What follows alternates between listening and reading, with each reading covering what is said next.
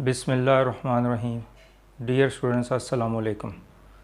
आज हम बहुत ही एक अहम जो चैप्टर है वो हम स्टार्ट करने जा रहे हैं, जिसका नाम है फैक्टराइजेशन। एक तो ये बिज़ाते ख़ुद चैप्टर बहुत अहम है एग्ज़ामिनेशन पॉइंट ऑफ व्यू से, और दूसरा इस चैप्टर का जो कंसर्न है वो बाकी बहुत सारे चैप्टर्स के साथ हैं। तो बेसिकली फैक्टराइजेशन जो है ये आप छोटी क्लासों से पढ़ते आ रहे हैं, तो किसी ना किसी तरीके से मैथमेटिक्स में इसका यूज़ कहीं ना कहीं होता है। तो इसलिए फैक्टराइजेशन जो है वो एक ऐसा टॉपिक है जो आपको कहीं दूसरे चैप्टर में भी आप उसको स्टडी कर रहे होंगे तो फैक्टराइजेशन जो है उसमें आपको करनी पड़ सकती है। तो इसलिए ये बहुत ही इंपॉर्टेंट है। तो अब इसके जो यूज़ है वो चैप्टर नंबर जो 10 का क्लास का चैप्टर पहले दो उसमें भी फैक्टराइजेशन जो है वो यूज़ होती है। तो इसलिए मैंने ये चैप्टर जो है वो आपको स्टार्ट किया है ताकि जो इस चैप्टर के हवाले से भी आपकी तैयारी हो सके और जहाँ पे भी आपने नेक्स्ट इसको यूज़ करना है वहाँ पे भी आप इसको यूटिलाइज़ कर सकें। तो सबसे पहले आप देखते हैं कि फैक्टराइजेशन जो है वो क्या होती है। तो इसकी डेफिनेशन जो है ये मैंने यहाँ पे लिखी है। If a polynomial p of x can be expressed as p of x is equal to g of x into h of x, then each of the polynomial g of x and h of x is called a factor of p of x and the process is called factorization। अब यहाँ पे इसकी definition बयान की है, तो यकीनन सिर्फ इसको रीड आउट करने से इसको समझना जो है वो मुश्किल है। तो अब मैं थोड़ा सा इसको एक्सप्लेन कर देता हूँ, तो फिर इंशाल्लाह ये डेफिनेशन आप जो है इसको आसानी से अंडरस्टैंड कर पाएंगे। अब पहले तो इसमें पोलिनोमियल क्या होती है इसके बारे में एक मेरी वीडियो मौजूद है, तो आप उसको देख सकते हैं। उसमें डिटेल से मैंने पोलिनोमियल के बारे में बताया हुआ है। तो पोलिनोमियल जो है इसको थोड़ा सा मैं आपको टच दे दूं कि x square plus 3x plus 7। अब ये एक हमारे पास पोलिनोमियल है। तो पोलिनोमियल जो है वो एक शॉर्टकट वे में मैं आपको बता देता हूँ कि एक ऐसा एक्सप्रेशन होता है जिसमें वेरिएबल की पावर जो है वो होल नंबर हो। वेरिएबल की पावर होल नंबर अगर होगी तो उसको हम पोलिनोमियल का नाम देंगे। तो अगर वो वेरिएबल की जो पावर है वो होल नंबर नहीं है तो फिर ऐसी एक्सप्रेशन को हम पोलिनोमियल का नाम नहीं दे सकते। फॉर एग्ज़ाम्पल x की पावर 1/2 प्लस 3y। अब ये हमारे पास एक्सप्रेशन है, लेकिन यहाँ पे x की पावर जो है वो रैशनल नंबर है, ये होल नंबर नहीं है। इट मीन्स कि ये जो एक्सप्रेशन है ये पोलिनोमियल नहीं है। तो पोलिनोमियल के लिए कंडीशन ये है कि उसका जो वेरिएबल की जो पावर है वो होल नंबर होना चाहिए, तो फिर हम उसको पोलिनोमियल का नाम देंगे। तो डिटेल से वो आप वीडियो चेक कर सकते हैं। यहाँ पे मैंने थोड़ा सा आपको ओवरव्यू दे दिया इसका। अब पोलिनोमियल जो है अच्छा, किसी भी पोलिनोमियल के अंदर जो वेरिएबल यूज़ होता है, जैसे ये एक्स स्क्वायर प्लस 3x है। अब ये एक पोलिनोमियल, अब इसका नाम कैसे लिखेंगे, p और ब्रैकेट में वो वेरिएबल यहाँ पे हम शो करेंगे जो इसमें यूज़ हो रहा है।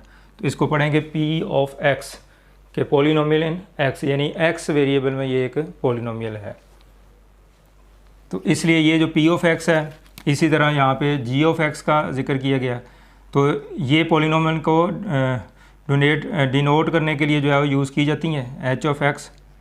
तो मुख्तलिफ पोलिनोमियल को हम मुख्तलिफ नाम दे सकते हैं। इसी तरह फ़र्ज़ को ये हमारे पास एक पोलिनोमियल है x-3, तो हम इसको g ऑफ x का नाम दे सकते हैं। इसी तरह हमारे पास ये एक पोलिनोमियल है, तो इसको हम h ऑफ x का नाम दे सकते हैं। यानी पोलिनोमियल्स को आमतौर पर अगर सिंगल एक पोलिनोमियल को शो करना है तो p ऑफ x से हम शो कर लेते हैं। अगर एक से ज़्यादा पोलिनोमियल का जिक्र करना हो आपने इकट्ठा, तो फिर p of x, g of x, h of x, इस तरीके से आप उसको नाम दे लेते हैं। ये x मीन जो वेरिएबल यहाँ पे यूज़ हो रहा है। अगर अगर ये y की फॉर्म में हो, वेरिएबल y है, तो हम इसकी जगह y लिख सकते हैं। तो h ऑफ y इसको जो है पढ़ेंगे हम। तो अब आपको ये भी मैंने एक्सप्लेन कर दिया कि p ऑफ x से क्या मुराद है, g ऑफ x से क्या मुराद है और h ऑफ x से क्या मुराद है। तो बेसिकली ये मुख्तलिफ पोलिनोमियल है।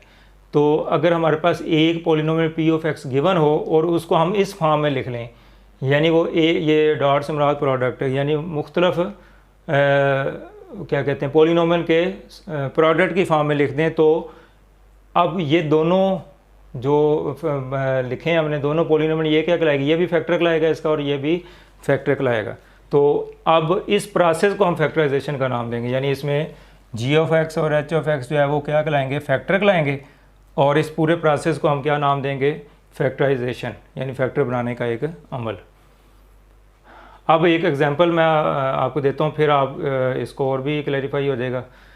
फॉर एग्ज़ाम्पल ये हमारे पास एक पॉलिनोमियल है, और अब इसमें से अगर देखें तो दोनों टर्म में से ए कॉमन लिया जा सकता है।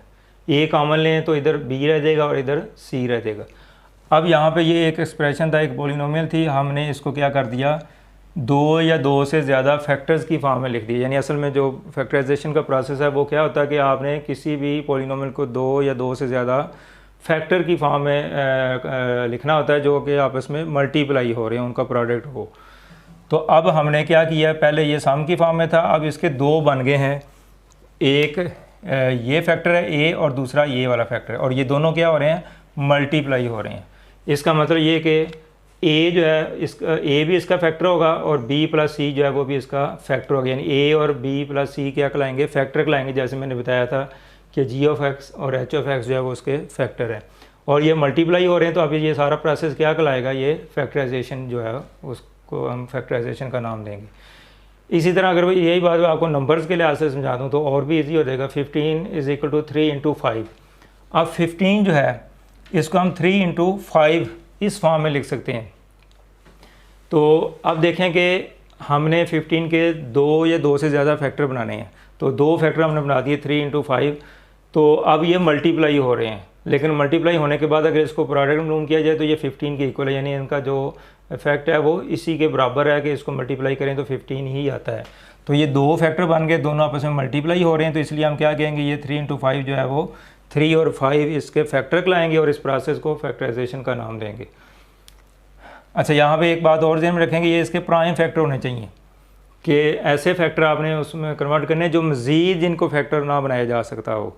तो प्राइम फैक्टर से मुराद ये कि मज़ीद यानी वो 1 पे या अपने आप पे डिवाइड होने के अलावा किसी और पे डिवाइड ना होता हो। अब 3 जो है वो 1 पे और 3 के अलावा किसी और पे डिवाइड नहीं होता। 5 जो है वो 1 और 5 के अलावा किसी और पे डिवाइड नहीं होता।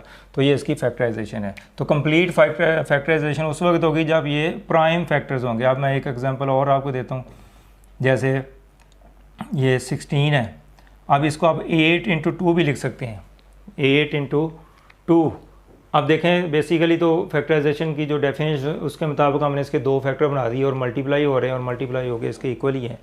तो ये भी फैक्टराइजेशन है, लेकिन ये कंप्लीट फैक्टराइजेशन नहीं है, चूँकि 8 जो है वो प्राइम नंबर नहीं है। अब 8 जो है वो 1 और 8 के अलावा 2 और 4 पे भी डिवाइड होता है। इसका मतलब कि 8 अभी भी किसी नंबर पर डिवाइड हो सकता है। तो अब 8 को अगर मज़ीद हम डिवाइड करें, 2 पे डिवाइड कर दें, तो 2 इंटू 4, अब इस तरह भी इसको लिखा जा सकता है। 2 इंटू 4, अब 2 इंटू 4 8 होता है, और ये 2 अब इसको मल्टीप्लाई करें अभी भी 16 है, लेकिन अभी भी ये इसकी कंप्लीट फैक्टराइजेशन जो है वो नहीं है। उसकी वजह ये कि जो ये 4 फैक्टर जो है ये अभी मज़ीद इसके फैक्टर बनाए जा सकते हैं। तो 4 को हम 2 इंटू 2 लिख सकते हैं। तो अब देखें कि अब ये सारे फैक्टर 16 के हमने बना दिए। अब ये इसकी कंप्लीट फैक्टराइजेशन कहलाएगी कि इसमें अब मज़ीद हम इसको किसी फैक्टर के भी मज़ीद फैक्टर नहीं बन सकते। तो इसलिए फैक्टराइजेशन, कंप्लीट फैक्टराइजेशन से क्या मुराद है कि आपने उसको ऐसे फैक्टर में कन्वर्ट करना है कि जिसको मज़ीद फैक्टराइज जो है वो ना किया जा सकता हो। तो ये है फैक्टराइजेशन। अब देखें 15 को अगर आप इस फॉर्म में लिखें, 5 + 10, अब 5 और 10 को ऐड करें तो वो भी 15 के इक्वल है। लेकिन अब हमने देखना है ये है कि क्या ये फैक्टराइजेशन होगी। तो इसका आंसर जो है कि ये फैक्टराइजेशन नहीं है, इसको हम फैक्टराइजेशन नहीं कह सकते। उसकी रीज़न क्या है कि फैक्टराइजेशन की डेफिनेशन के मुताबिक जो फैक्टर बनाएं वो आपस में मल्टीप्लाई होने चाहिए। एडिशन की फॉर्म में, सब्ट्रैक्शन की फॉर्म में जो है वो फैक्टर नहीं होंगे। तो 5 और 10 जो है ये बेशक इसका आंसर जो है 15 ही आता है, लेकिन ये फैक्टराइजेशन नहीं है चूँकि ये प्लस हो रहे हैं। तो फैक्टराइजेशन के मुताबिक आपने ऐसे फैक्टर में उसको कन्वर्ट करना है जिनका जो प्रोडक्ट की फॉर्म में हो, और या उसको मल्टीप्लाई किया जाए तो वो असल जो एक्सप्रेशन है उसके इक्वल आए। तो लिहाजा इसको हम फैक्टराइजेशन नहीं कह सकते। तो फैक्टराइजेशन के लिए कंडीशन ये है कि ये फैक्टर इसके मल्टीप्लाई होने चाहिए। तो अब मैंने आपको फैक्टराइजेशन की डेफिनेशन जो है उसको एक्सप्लेन कर दिया है और कुछ एग्जांपल दे दिए जिससे आपको क्लियर हो जाएगा कि फैक्टराइजेशन असल में क्या है।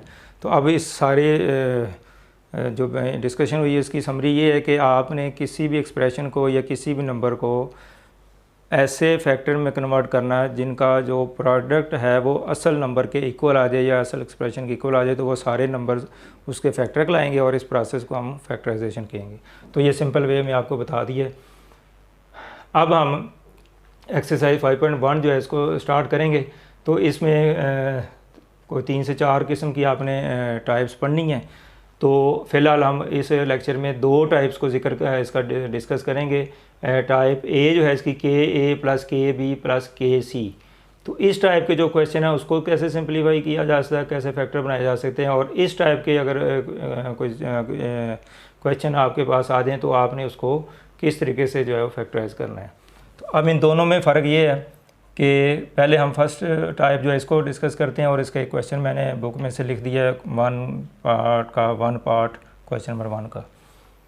तो अब बेसिकली अगर आप इसको समझें कि जब भी आपको फैक्टराइजेशन का प्रोसेस करना पड़े तो सबसे पहला काम हमेशा के लिए आपने ये जहन में रखना है कि पूरी जो आपको एक्सप्रेशन दिया है तो उसमें देखें कि एज ए होल कोई नंबर जो है वो कॉमन आता है या नहीं आता है। यानी एज ए होल से मुराद है कि पूरे एक्सप्रेशन में से अगर कोई चीज़ कॉमन आती है तो सबसे पहला स्टेप आपका ये होना चाहिए। टाइप 1 भी है हमारी, लेकिन नेक्स्ट जब हम अगली एक्सरसाइज भी कर रहे होंगे तो जो भी क्वेश्चन आपने स्टार्ट करना चाहे वो किसी और टाइप का भी हो, तो स्टार्टिंग आपने लेनी यहाँ से कि आप देखना कि क्या पूरे एक्सप्रेशन में से कोई चीज़ कॉमन आती है। अगर आती है तो ये स्टेप हमेशा ही पहले किया जाएगा, चाहे आप कोई भी टाइप का क्वेश्चन कर रहे हो। तो बेसिकली इसका मतलब ये है कि इसमें के ये एक टर्म है, ये एक टर्म है, ये एक टर्म है, तो इसमें के जो है वो तीनों में आ रहा है, तो इसका मतलब के जो है वो इसमें जो है वो कॉमन लिया जा सकता है। तो बाज़ पॉलिनोमियल ऐसी है जिसमें सिर्फ कोई एक टर्म कॉमन लेने से जो है वो उसकी फैक्टराइजेशन जो है वो हो जाती है। वो बड़ी सिंपल ये टाइप है कि सिर्फ एक कोई टर्म या एक से ज़्यादा टर्म जो है वो कॉमन लेंगे तो सारे एक्सप्रेशन में से कॉमन लेने के बाद उसको हम फैक्टराइज कर। क्वेश्चन है पहला 2abc माइनस 4abx और प्लस 2abd। अब इसमें 3 टर्म्स हैं, तो सबसे पहला जो काम ये करना है कि आप देखेंगे इसमें तीनों में से कोई चीज़ कॉमन आती है। अब 2, 4 और 2, पहले तो नंबर्स को देखें। अब 2 जो है ये भी 2 पे डिवाइड हो जाता है, 4 जो है वो भी 2 पे डिवाइड हो जाता है, 2 जो है वो भी 2 पे डिवाइड हो जाता है। तो जो नंबर्स इसमें दिए हुए हैं वो देखें किस नंबर पे डिवाइड होते हैं। तो 2 पे 4 पे ये डिवाइड हो जाएगा, ये 4 पे डिवाइड नहीं होगा, ये 4 पे डिवाइड नहीं हो जाएगा। तो मिनिमम जो आपने देखना होता है कि सारे नंबर किस पे डिवाइड हो जाते हैं। तो ये 2, 4, 2 जो है वो 2 पे डिवाइड हो जाएंगे, इसलिए 2 कॉमन लिया जा सकता है इसमें से। उसके बाद ए इसमें भी आ रहा है, ए इस टर्म में भी मौजूद है और ए इस टर्म में मौजूद है, तो ए भी कॉमन आ जाएगा। और बी इस टर्म में मौजूद है, इसमें भी मौजूद है और इसमें भी मौजूद है, तो बी भी कॉमन आ जाएगा। और सी इसमें है, इसमें कोई नहीं और इसमें भी कोई नहीं, ये कॉमन नहीं आ सकता। इस तरह डी जो है इसमें है और बाकी दोनों में नहीं है, तो इसलिए ये भी कॉमन नहीं आ सकता। तो ये 3 जो हमारे पास फैक्टर्स हैं ये हम कॉमन ले सकते हैं। अब आपने इसमें से ये कॉमन लेना है, तो अब 2 भी कॉमन आ जाएगा, ए भी कॉमन आ जाएगा, बी भी कॉमन आ जाएगा, बाकी रह जाएगा सी यहाँ पे। अब कुछ स्टूडेंट जो है जिनको इसकी अंडरस्टैंडिंग होती है तो वो तो डायरेक्ट कर लेते हैं, लेकिन अगर कुछ स्टूडेंट जिनको इस बात की समझ नहीं है कि कॉमन कैसे लिया जाता है, तो मैं बड़े बेसिक एक एग्जांपल दे के आपको समझा देता हूँ कि ये कॉमन कैसे लेना है आपने। तो जिस टर्म में से आपने कुछ कॉमन लेना हो उसको आप रफ वर्क में इसमें लिख लें। इसमें से आपने कॉमन लेना और क्या कॉमन लेना है, 2ab कॉमन लेना है, तो 2ab पे इसको डिवाइड कर लें। तो ये बहुत बेसिक वे में आपको समझा रहा हूँ, जिन स्टूडेंट को ये कॉमन लेना नहीं आता तो उनके लिए ये काफ़ी हेल्पफुल होगी ये बात। अब 2, 2 से कैंसिल हो जाएगा, ए से कैंसिल हो जाएगा और बी से कैंसिल हो जाएगा, तो बाकी रह जाएगा सी। तो ये सी मैं ऑलरेडी यहाँ पे लिख चुका हूँ। तो अगर आप डायरेक्ट कर सकते हैं डायरेक्ट कर लें, वरना वो आप लिख के ये स्टेप कर सकते हैं। उसके बाद माइनस, अब इसमें से कॉमन लेना है, तो पहले मैं आपको डायरेक्ट बता देता हूँ। 4 में से 2 कॉमन जब लेंगे तो इधर 2 रह जाएगा, ए भी कॉमन आ जाएगा, बी भी कॉमन आ जाएगा और पीछे एक्स रह जाएगा। तो ये तो मैंने डायरेक्ट कर दिया। अगर आप इस बात को नहीं समझ पा रहे तो फिर आप इसको रफ में करके देख लें। 4abx ये टर्म लिख दी और इस जो कॉमन लेनी है वो इस पर डिवाइड कर देना आपने, 2ab। अब ए से कैंसिल हो जाएगा, बी से कैंसिल हो जाएगा और 4 को 2 पे डिवाइड किया 2, तो यहाँ पे 2 बच गया, यहाँ पे x बच गया, तो 2x जो है इसका आंसर है। तो 2x ऑलरेडी मैं यहाँ पे लिख चुका हूँ। इसी तरह अगर डायरेक्ट करना चाहे तो डायरेक्ट भी हो जाएगा। अगर आप इसको मज़ीद समझना चाहते हैं तो आप इसको लिख के देख लें। तो जिन स्टूडेंट को अभी इनिशियल स्टेज पे हैं कि वो इनको कॉमन लेना नहीं आता तो वो बेशक इस तरह कर लिया करें। जब चंद क्वेश्चन आप कर लेंगे तो फिर आपको बात समझ आ जाएगी, फिर आप डायरेक्ट भी कर पाएंगे। और 2ab पे डिवाइड कर दें इसको। अब 2 से कैंसिल, a से कैंसिल, b से कैंसिल, तो d हमारे पास आंसर आ गया वहाँ पे, तो यहाँ पे हम d लिख देंगे। अब डायरेक्ट भी देखना चाहें तो 2 भी कॉमन आ जाएगा, फिर इसमें a है तो a भी कॉमन आ जाएगा, b भी कॉमन आ जाएगा और d जो है वो बाकी रह जाएगा। तो बहरहाल डायरेक्ट भी कर सकते हैं और ये मैंने आपको एक मेथड भी बता दी, उस तरीके से भी कर सकते हैं। तो अब सिर्फ कॉमन लेने से हम फैक्टराइजेशन का प्रोसेस हमारा कंप्लीट हो चुका है। अब मज़ीद ये हमारे पास प्राइम फैक्टर्स हैं, इसको मज़ीद हम इसमें से कुछ कॉमन नहीं ले सकते। तो अब अगर देखें तो फैक्टराइजेशन की डेफिनेशन के मुताबिक चेक करेंगे क्या ये फैक्टराइजेशन हो चुकी है या नहीं। तो फैक्टराइजेशन में आपको क्या बताया था कि आपने 2 या 2 से ज़्यादा फैक्टर बनाने हैं जो आपस में मल्टीप्लाई हो रहे हों, उनका प्रोडक्ट हो। तो अब हमने क्या किया है कि यहाँ पे बेसिकली तो देखा जाए ये तीनों अलग अलग फैक्टर हैं और तीनों मल्टीप्लाई हो रहे हैं, और एक ये पूरा फैक्टर, ये ब्रैकेट वाला पूरा ऐसा एक फैक्टर है। तो बेसिकली इसके हम एक फैक्टर ये हो गया, एक फैक्टर ये हो गया, एक फैक्टर ये हो गया, एक फैक्टर ये हो गया। ये तीनों जो है इसको हम मल्टीप्लिकेशन की फॉर्म में भी लिख सकते हैं इस तरीके से, यानी इस फॉर्म में भी इसको लिखा जा सकता है। लेकिन ये 2ab इस तरह लिखा हो तो इससे मुराद भी ये मल्टीप्लिकेशन ही होती है। तो अब देखें हमारे पास बेसिकली यहाँ पे कितने फैक्टर आ गए, 1 2 3 और ये चौथा। तो 4 फैक्टर हमने बना दिए हैं। तो ये चारों क्या हो रहे हैं, मल्टीप्लाई हो रहे हैं, ये भी मल्टीप्लाई हो रहे हैं, और ये पूरा यानी आपने इसको प्लस माइनस देखना है, इसको पूरा एक फैक्टर आपने शुमार करना है। तो इस हिसाब से ये चारों फैक्टर आपस में मल्टीप्लाई हो रहे हैं। तो क्या कहते हैं, फैक्टराइजेशन की जो डेफिनेशन है उसके मुताबिक हमने क्या किया कि इस पॉलिनोमियल के 4 फैक्टर बना दिए जो कि आपस में मल्टीप्लाई हो रहे हैं। अगर आप इनको दोबारा मल्टीप्लाई कर दें सबको तो वापस ये चीज़ आपके पास आ जाएगी। जिस तरह आप इसको दोबारा मल्टीप्लाई करें तो ये चीज़ आ जाएगी, इनको दोबारा मल्टीप्लाई करें तो ये चीज़ आ जाएगी। तो फैक्टराइजेशन का उलट भी है, अगर आप दोबारा उसको सारे फैक्टर्स को मल्टीप्लाई कर देते हैं तो वो एक्चुअल जो एक्सप्रेशन दिया तो उसके इक्वल आना चाहिए। तो अब देखिए कितने सिंपल वे में हमने इसको सॉल्व कर लिया है। तो सिर्फ कॉमन लेने से जो आप इसकी फैक्टराइजेशन जो है वो कर सकते हैं। अब हम इसका जो क्वेश्चन नंबर 1 का पार्ट 3 जो है इसको देखते हैं। इसमें 3 टर्म्स दी हुई हैं, तो टाइप ए के मुताबिक चेक करेंगे क्या इन तीनों में से कुछ चीज़ कॉमन आती है। तो एक तो ये 3, 3 और 9, ये तीनों नंबर जो है 3 का मल्टीपल है, इसलिए 3 इसमें से कॉमन लिया जा सकता है। तो स्टार्ट में माइनस भी दिया है तो आप -3 जो है वो कॉमन ले सकते हैं। अगर 3 भी कॉमन लेंगे तो फिर -7 उसी तरह रहेगा अंदर। तो -3 अगर कॉमन ले लें, उसके अलावा x इसमें भी है, x इसमें भी है और x इस टर्म में भी है। लेकिन इसका ख्याल रखना है कि जो नंबर्स में से हम वो नंबर कॉमन लेते हैं कि सारे नंबर उस पर डिवाइड होते हों। नंबर 2, अगर वेरिएबल है, इसमें पावर 1 है, x की पावर 1 है, इधर x की पावर 2, जो छोटी पावर होती है, स्मॉलेस्ट पावर है, वो कॉमन हमेशा ली जाती है। तो x की पावर 1, 1 और 2 है तो x कॉमन आएगा, x की पावर 2 नहीं कॉमन ले सकते हम। उसके बाद y इसमें है, इसमें कोई नहीं और इसमें है। चूँकि y इसमें नहीं है इसलिए तीनों टर्म में उसका होना ज़रूरी है जिसको आप कॉमन ले रहे हैं। तो -3x जो है वो इसमें हमारा कॉमन आ जाएगा। तो अब अगर तो आपने डायरेक्ट करना है तो -3 भी कॉमन आ गया, इधर से x स्क्वायर में से एक x कॉमन आ गया तो एक x बचेगा, एक y बचेगा, तो x y बचेगा। और अगर आपको डायरेक्ट इस बात की समझ नहीं आ रही तो फिर आप इसको लिख के भी करके देख सकते हैं, -3x² y, इस पे आप -3x पे डिवाइड कर दें, जो चीज़ कॉमन लेनी है उस पर डिवाइड कर दें, माइनस माइनस से कैंसिल हो जाएगा और -3 भी कैंसिल हो जाएगा और एक x से कैंसिल हो जाएगा, तो x इंटू वाई, एक x बच जाएगा, एक y बचेगा, वो ऑलरेडी मैं लिख चुका हूँ। अब -3x, तो ये -3x सारे का सारा ही कॉमन आ जाएगा, तो यहाँ पे जब सारा ही कॉमन आ जाए तो 1 बचेगा। अगर आप करके देखना चाहते हैं तो वो भी देख सकते हैं, -3x और -3x। अब -3 कट गया, x से कट जाएगा तो ये 1 आ जाएगा। तो 1 जो है वो मैं ऑलरेडी लिख चुका हूँ। इसके बाद इसमें से हमने -3 कॉमन लेना है। अच्छा, जब आप माइनस कॉमन लेते हैं, सॉरी, तो अंदर साइन भी चेंज हो जाएंगे, ये माइनस है तो ये प्लस हो जाएगा, ये प्लस है तो ये माइनस हो जाएगा। जब माइनस कॉमन लिया जाएगा तो साइन भी चेंज हो जाएंगे। अब 9x y² और इसको -3x पे डिवाइड कर दें। अब x से कट जाएगा और 3 को 9 को 3 पे डिवाइड किया 3 और ये माइनस स्टार्ट में आ जाएगा -3y²। तो ये -3y²। अब दोबारा इसको चेक कर लें, 9 को 3 पे डिवाइड किया तो 3 आ जाएगा, x कॉमन आ जाएगा और y² बच जाएगा। और अगर माइनस कॉमन लेंगे तो अंदर साइन चेंज हो जाएंगे, ये माइनस था तो प्लस हो गया, ये माइनस है तो प्लस हो गया, ये प्लस है तो ये माइनस हो गया। अगर आप इसको चेक करना चाहते हैं, ये फैक्टराइजेशन हमारी कंप्लीट होगी। अगर चेक करना चाहते हैं तो आप वापस इसको अंदर मल्टीप्लाई कर दें, आपके पास यही आंसर आ जाएगा।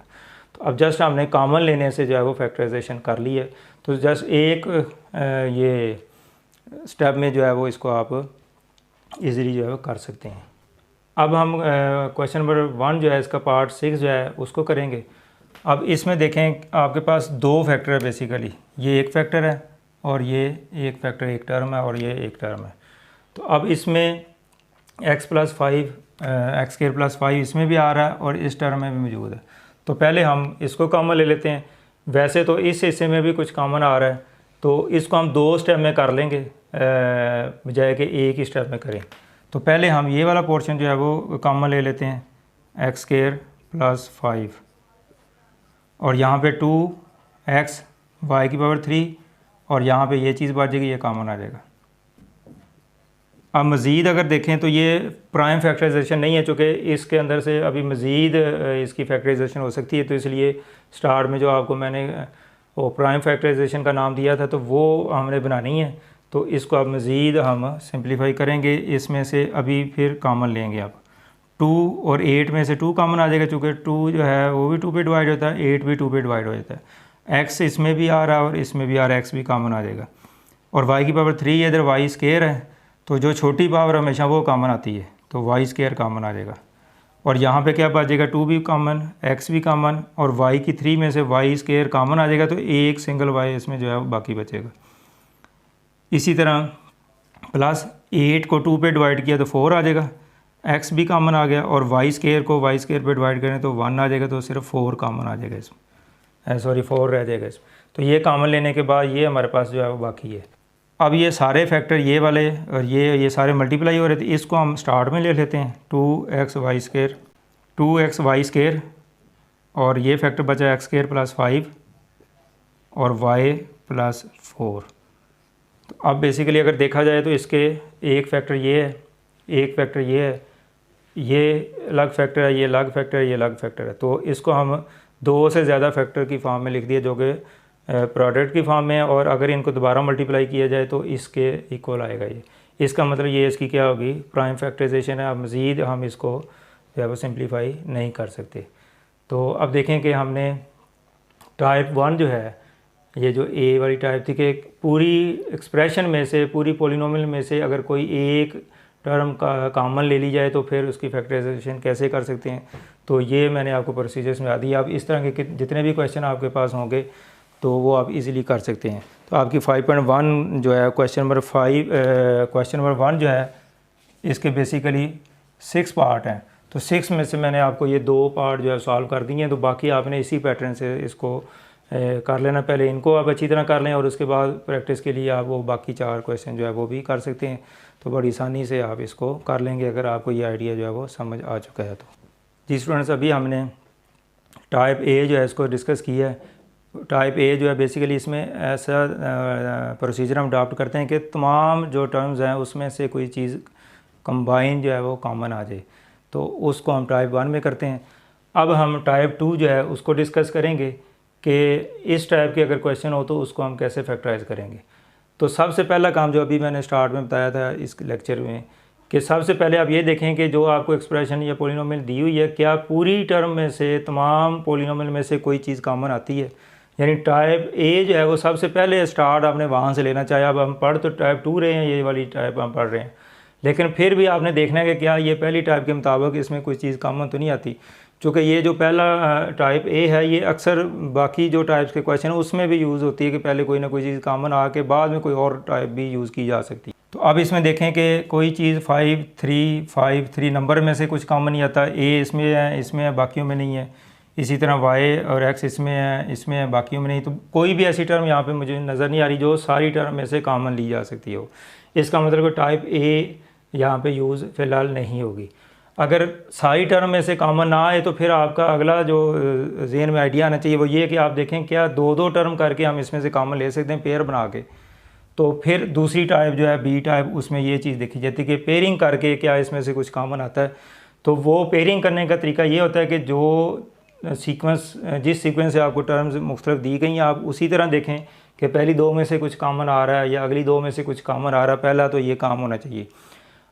अदरवाइज़ अगर ये चीज़ पॉसिबल ना हो तो फिर हम इसको रीअरेंज भी कर सकते हैं। हम पहली टर्म को तीसरी के साथ भी मिला सकते हैं, हम पहली टर्म को चौथी के साथ भी मिला सकते हैं। तो इस तरीके से अगर आप पहली और तीसरी को मिलाएंगे फिर दूसरी और चौथी का पेयर बन जाएगा। इस तरह अगर पहली और चौथी को मिलाएंगे तो इनका पेयर बन जाएगा। तो इस तरीके से भी कॉमन लिया जा सकता है। तो ये मुख्तलिफ मेथड से ये क्वेश्चन हो सकते हैं अगर पॉसिबल हो तो। और हर स्टूडेंट अगर इसको मुख्तलिफ तरतीब से करेगा तो उसका प्रोसीजर बीच में से डिफरेंट हो जाएगा, लेकिन एंड में आंसर सारे स्टूडेंट्स का किसी भी तरह उसको करें तो आंसर जो है वो सेम होगा। सिर्फ फैक्टर की तरतीब फ़र्क हो सकती है, जो फैक्टर पहले लिखा है वो बाद में आ जाए, जो बाद वाला पहले आ जाए, बस इतना फ़र्क पड़ सकता है। तो एक्चुअली वो फैक्टराइजेशन जो है वो ट्रू होगी आपकी। तो अगर आप इसमें देखें तो ए दोनों में आ रहा है तो ए कॉमन आ सकता है इसमें से, और यहाँ पे बचेगा 5x, ये इक्वल ज़रूर लगाना आपने। और उसके बाद इसमें से ए कॉमन आ गया तो 3y बच गया। अब यहाँ पे b दोनों टर्म में मौजूद है तो -b मैं कॉमन ले लेता हूँ। अब -b कॉमन लिया, माइनस कॉमन लेने की वजह से अंदर साइन भी चेंज हो जाएंगे। तो ये 5x माइनस का है तो ये +5x हो जाएगा, और माइनस कॉमन लेने से ये साइन भी उलट हो जाएगा, ये माइनस हो जाएगा, और 3b कॉमन आ गया, 3y रह जाएगा। और इसके सही होने की निशानी ये है कि ये दोनों सेम होने चाहिए। अगर ये सेम आ गए हैं तो समझ लो कि आप सही प्रोसीजर जो है वो अडॉप्ट किया होगा आपने। अच्छा, अब जिस तरह मैंने अभी एक क्वेश्चन इससे पिछला किया था, तो अब देखें ये अब टाइप 1 में ये बात चली गई। अब मज़ीद इसकी फैक्टराइजेशन कैसे होगी कि ये चीज़ अब दोबारा कॉमन आ रही है, जिस तरह पिछले क्वेश्चन में किया था अब क्वेश्चन नंबर 1 में। यानी अब ये टाइप 1 में चली गई कि ये एक टर्म पूरी है और ये एक टर्म है, इन दोनों में से ये और ये कॉमन आ रहा है। तो 5x - 3y कॉमन, और यहाँ बचेगा a और यहाँ बचेगा b। तो अब हमने इसकी मज़ीद फैक्टराइजेशन कर लिया तो ये हमारे पास आंसर आ गया। अब ये दो फैक्टर का प्रोडक्ट की फॉर्म में लिख दिया है, जो कि फैक्टराइजेशन की डेफिनेशन के मुताबिक है कि दो से ज़्यादा फैक्टर हों और वो मल्टीप्लाई हो रहे हैं, और अब इनको मल्टीप्लाई करें तो ये इसके इक्वल आएगा अगर आप चेक करना चाहें। तो ये इसकी फैक्टराइजेशन कंप्लीट हो चुकी है। अब देखें ये टाइप बी है लेकिन इसमें टाइप ए भी यूज़ हुई है, इसका मतलब टाइप ए जो है वो कहीं ना कहीं आपको यूज़ करनी पड़ सकती है। जी स्टूडेंट्स, अब हम इसी क्वेश्चन नंबर 2 का 4th पार्ट जो है इसको डिस्कस करते हैं। तो इसकी हमने फैक्टराइजेशन करनी है। अब देखें कि इस तरह के क्वेश्चन आपने पहले क्वेश्चन में भी किए हैं और यहाँ पे भी ऐसी सूरत हाल आई थी। तो क्या इनमें से ये चीज़ कोई कॉमन आ रही है? पहले स्टार्ट में देखें टाइप ए इस पर अप्लाई होती है कि ये पूरी एक टर्म है, ये पूरी एक टर्म है, इसमें कुछ कॉमन आता है तो यकीनन ये डिफरेंट है, ये कॉमन नहीं आ सकता है। लेकिन यहाँ पे आप देखेंगे ये सेम था तो आपने कॉमन ले लिया, तो लिखा तो उसी फॉर्मेट में लेकिन वो कॉमन नहीं आ रहा। अब और हमारे पास कोई पॉसिबिलिटी नहीं है कि इसको सॉल्व किया जाए। तो अब हम इसका मतलब ये है कि यहाँ पे ये जो इसमें से कॉमन लिया हो ना, z कॉमन लिया, इसमें से x कॉमन लिया हुआ, तो एक्चुअली ये सही सीक्वेंस में रख के इसको कॉमन नहीं लिया गया, जिसकी वजह से ये मज़ीद हम हल नहीं कर पा रहे। तो अब हम ऐसे करते हैं कि z को इसके साथ मल्टीप्लाई करते हैं, x² z - y² z, यानी इसको z को इससे भी मल्टीप्लाई कर दिया, इसको इससे भी मल्टीप्लाई कर दिया। इसी तरह x को इससे मल्टीप्लाई करें xy² और x को इससे मल्टीप्लाई करें xz²। तो अब मैंने दोबारा इसको मल्टीप्लाई कर दिया, क्योंकि जिस फॉर्म में हमें ये क्वेश्चन दिया गया है इसकी फैक्टराइजेशन हमारे लिए पॉसिबल नहीं है। तो अब हमने इस फॉर्म में लिख दिया। अब देखो ये टाइप 2 से मिलता जुलती चीज़ आपके सामने आ गई है अब। लेकिन अगर आप पहले दो में से कॉमन लेंगे तो फिर वही चीज़ आ जाएगी, दूसरे दो में से कॉमन लेंगे तो फिर वही चीज़ आएगी जो ऑलरेडी गिवन है। और इस गिवन कंडीशन से तो हम क्वेश्चन को सॉल्व ही नहीं कर पा रहे। इसका मतलब ये है कि हमने इसको मल्टीप्लाई करने के बाद अब हमने रीअरेंज करना है, हमने उस तरतीब को फॉलो नहीं करना जो ऑलरेडी मौजूद है। क्योंकि पहले दो में से कॉमन तो आ रहा है, दूसरे दो में से भी कॉमन आ रहा है, लेकिन बात आगे नहीं बढ़ रही उससे। तो अब हम क्या करते हैं, पहली टर्म के साथ दूसरी को मिलाने के बाद तीसरी को मिलाएं या चौथी को मिलाएं, अब आपकी मर्ज़ी है। कोई स्टूडेंट इसको अगर इन दोनों को भी कंबाइन कर लिया जाए तो x कॉमन आ जाएगा, और इन दोनों को कंबाइन कर लिया जाए तो z कॉमन आ जाएगा। तो इस तरीके से भी क्वेश्चन हो जाएगा। और अगर कोई स्टूडेंट पहली और आखिरी टर्म को मिला लेता है और इसको इसके साथ मिला लेते हैं तो उसका भी प्रोसीजर थोड़ा सा डिफरेंट हो जाएगा, लेकिन एंड में आंसर जो है वो सेम आएगा। इसका मतलब दोनों मेथड से ये किया जा सकता है। अब मैं इसको तरतीब लगाता हूँ, इसके साथ मैं इसको लिखने लगाऊँ एक्स वाई स्क्वायर, और फिर इसको लिखने लगाऊँ वाई स्क्वायर माइनस, इस टर्म को मैं पहले लिख लेता हूँ x z square minus y square z. अब मैंने क्या किया, इसको इसके साथ मिला दिया और इसको इसके साथ मिला दिया, रीअरेंज किया। रीअरेंज करते वक्त साइन चेंज नहीं होंगे, जो कि इक्वल के एक ही तरफ जब आप उसको चेंज कर रहे हो तो साइन चेंज नहीं होते। अब मैंने इसमें से आप देखें क्या कॉमन आ सकता है, एक्स स्क्वायर है, इधर एक्स है तो एक्स कॉमन आ जाएगा छोटी सी पावर, और जेड और वाई कॉमन नहीं आ सकते, तो यहाँ पे बचेगा एक्स और जेड, और इधर क्या बचेगा, एक्स कॉमन आ जाएगा और वाई बचेगा माइनस। इसमें से क्या कॉमन आएगा, जेड की पावर 2 है, इधर जेड है तो जेड कॉमन आ जाएगा, और यहाँ पे बचेगा एक्स जेड, और ये माइनस चूँकि कॉमन लिया ये प्लस में कन्वर्ट हो जाएगा, अगर माइनस कॉमन लेने तो साइन चेंज हो जाता, और वाई स्क्वायर और जेड जो है वो कॉमन आ जाएगा। सॉरी, इधर भी अगर एक्स कॉमन लें तो वाई स्क्वायर आता है। अब देखें कि इस तरह तरतीब लगाने से ये चीज़ और ये चीज़ दोबारा इक्वल आ गई है, तो अब हम इसको फिर कॉमन लें। अब यहाँ पे टाइप 1 यूज़ हो रही है, ये पहली टर्म है, ये दूसरी टर्म है, इन दोनों में से ये और ये कॉमन आ रहा है, तो ये आ जाएगा x z plus y square, और इधर एक्स बचेगा और इधर जेड बचेगा। तो अब देखें कि हमने इस इक्वेशन को इस पॉलिनोमियल को जो कि फैक्टराइज नहीं हो रही थी, हमने इसको मल्टीप्लाई करने के बाद रीअरेंज किया है, तो फिर हमारे पास ऐसी पॉसिबिलिटी आ गई है कि कॉमन ले सकें। तो कॉमन लेके हमारे पास ये दो फैक्टर बन गए हैं, तो ये दोनों फैक्टर मल्टीप्लाई हो रहे हैं। इसका मतलब ये है कि ये फैक्टराइजेशन जो है वो हमारी कंप्लीट हो चुकी है और मज़ीद इसमें से कुछ भी कॉमन नहीं लिया जा सकता। तो ये कंप्लीट फैक्टराइजेशन हमने जो है वो कर ली। यानी क्वेश्चन नंबर 2 जो है इसके 4 पार्ट जो है वो आपको दिए गए हैं, 1 से 4 4 जो है इसके पार्ट्स हैं। तो इनमें से मैंने 2 आपको कर दिए हैं, फर्स्ट और फोर्थ वाला, तो 2 और 3 वाला जो है वो आपने खुद ट्राई करना है इसी तरीके से। अब इसको थोड़ा सा मैं समराइज़ कर दूं कि जब भी आपको फैक्टराइजेशन के लिए कोई क्वेश्चन दिया जाता है तो स्टार्ट में सबसे पहले आपने क्या देखना है, टाइप 1 जो टाइप ए है, कि क्या पूरी तमाम टर्म में से कोई कंबाइन कॉमन आ सकता है। अगर आ सकता है तो टाइप 1 के मुताबिक उसको कॉमन ले लें। उसके बाद कोई और क्वेश्चन ऐसे हो सकता है वो कॉमन लेने से वो फैक्टराइजेशन कंप्लीट हो जाए और आगे उसको करना ही ना पड़े।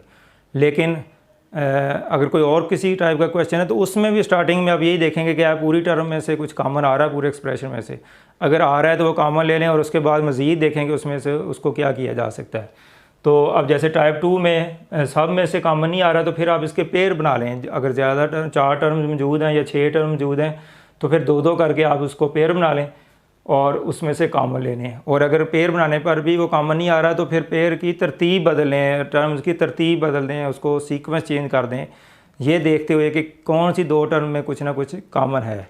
तो इस तरीके से अगर बाज़ का ये होता है कि पेयरिंग करने के बाद भी एक पेयर में से कुछ कॉमन आता है और दूसरे में से नहीं आता, तो फिर इस सूरत में उस में से 1 भी कॉमन लिया जा सकता है। तो इसका मतलब ये है कि अगर एक पेयर में से कॉमन आ रहा है और दूसरे में से नहीं भी आ रहा तो 1 कॉमन लेके भी उस क्वेश्चन को जो है वो किया जा सकता है। तो अब ये मैंने थोड़ी सी इसकी समरी बयान कर दी है। तो फैक्टराइजेशन का जो टॉपिक है बहुत ही अहम है आपके एग्जामिनेशन पॉइंट ऑफ व्यू से भी, और इसके अलावा इससे भी ज़्यादा अहम बात ये है कि ये फैक्टराइजेशन किसी न किसी सूरत में चैप्टर इसी बुक के दूसरे चैप्टर में यूज़ होगी या जो इससे बड़ी क्लासें आप पढ़ेंगे उसमें यूज़ होगी। तो इसलिए मेरे ख्याल में जिस स्टूडेंट को फैक्टराइजेशन पे कमांड हासिल नहीं होती तो वो मैथमेटिक्स में बहुत जो है वो उसकी वीकनेस आती है और वो आगे मुख्तलिफ स्टेप्स मुख्तलिफ कंसेप्ट जो बड़ी क्लासों में आप पढ़ेंगे उसमें वहाँ पे उसको डिफ़िकल्टी आएगी। तो इसलिए जिस स्टूडेंट ने वो चाहता है कि मैथ जो है उसकी वीकनेस कम से कम हो और आगे बड़ी क्लासेस के मैथ में उसको आसानियाँ हो, तो फैक्टराइजेशन का जो टॉपिक है इसको आपने काइंडली बहुत अच्छे तरीके से समझना भी है। बार बार इसको वीडियो को देखने अगर नहीं समझ आती और उसके बाद क्वेश्चन की प्रैक्टिस बार बार करें ताकि ये कंसेप्ट आपको क्लियर हो जाए। तो इस चैप्टर के हवाले से भी आपकी तैयारी हो जाएगी और मज़ीद आगे बड़ी क्लासों में अगर यूज़ होता है तो फिर वहाँ पे भी आपको बड़ी हेल्पफुल होगी ये बात।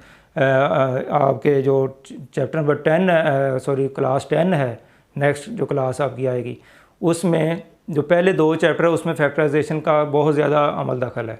तो अगर ये फैक्टराइजेशन आपको नहीं आएगी तो फिर वहाँ पे भी आपको प्रॉब्लम होगी। ये छोटी सी एक एग्जांपल दे दी है, तो उम्मीद है कि आप मेरी बात को फॉलो करेंगे और इसकी प्रैक्टिस करते रहेंगे और इस कॉन्सेप्ट को अच्छी तरीके से अंडरस्टैंड करेंगे।